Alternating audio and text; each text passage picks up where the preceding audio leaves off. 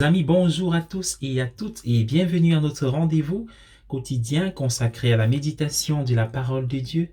Nous sommes aujourd'hui le 6 février 2022 et vous faites bien de vous connecter sur cette chaîne pour l'épisode de la halte spirituelle pour la journée. Installez-vous bien, mettons-nous en présence du Seigneur, que son esprit nous éclaire. C'est parti pour cette édition. Ce dimanche, nous avons l'évangile selon Saint Luc, mais le texte d'Isaïe, l'épître aux Corinthiens et l'évangile de Luc mettent en exergue trois grands personnages qui peuvent avoir plusieurs points communs, mais aussi de divergences, mais relevons-en trois points communs chez Isaïe, chez Paul ou alors chez Pierre dans l'évangile. Premièrement, tous les trois, ils sont appelés, ils reçoivent une mission au service de Dieu, alors qu'ils ne pouvaient pas rêver être instruments choisis, instruments dans la main du Seigneur pour témoigner de lui. Deuxièmement, les trois, après avoir été appelés, réalisent leur indignité, réalisent leur péché. Ils sont conscients de leurs insuffisances. Et le troisième point commun entre les trois et le plus important peut-être, c'est que Isaïe, tout comme Paul et Pierre, finissent malgré la prise de conscience de leur indignité par dire oui, accepter, mais cela demandait une confiance en ce que Dieu pouvait leur donner, la grâce suffisante.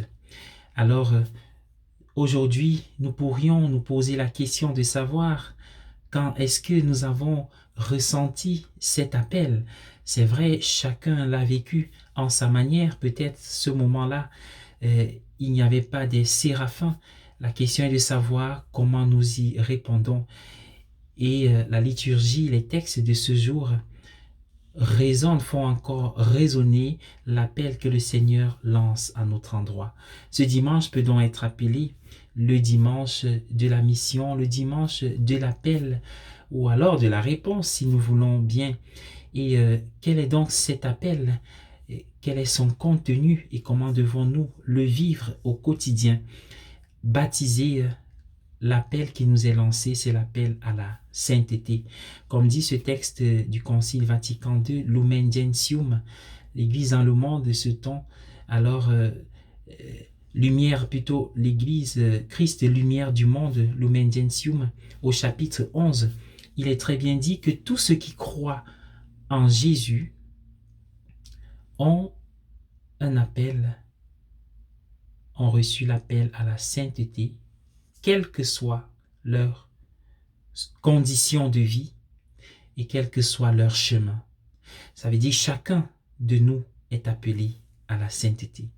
Qu'est-ce que la sainteté?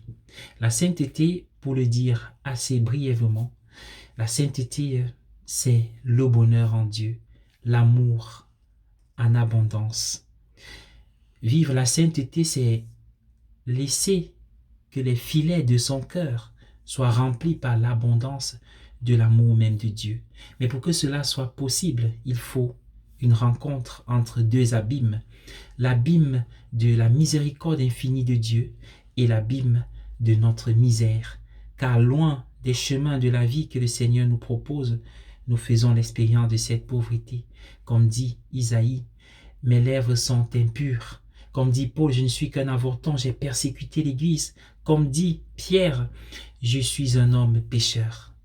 Mais cela rencontre la confiance en Dieu qui dira, n'aie pas peur, je purifie tes lèvres, prends confiance, je fais de toi un pécheur d'homme. Pour que cela soit possible, la condition est d'ouvrir les portes, parfois hermétiquement fermées, de notre abîme, de notre cœur. Alors toi, moi, qu'attendons-nous aujourd'hui pour répondre à l'appel du Seigneur? La réponse à cet appel diverge selon les personnes. Certains sont déjà sur la bonne route, mais si tu te dis que tu as mal commencé, tout est mal parti, alors rappelle-toi que l'essentiel n'est pas de bien commencer, mais de bien finir. Et le moment, c'est maintenant, c'est aujourd'hui, le jour de la grâce, comme dit le curé d'Ars.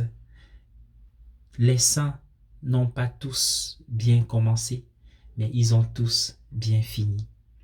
Ma grâce te suffit.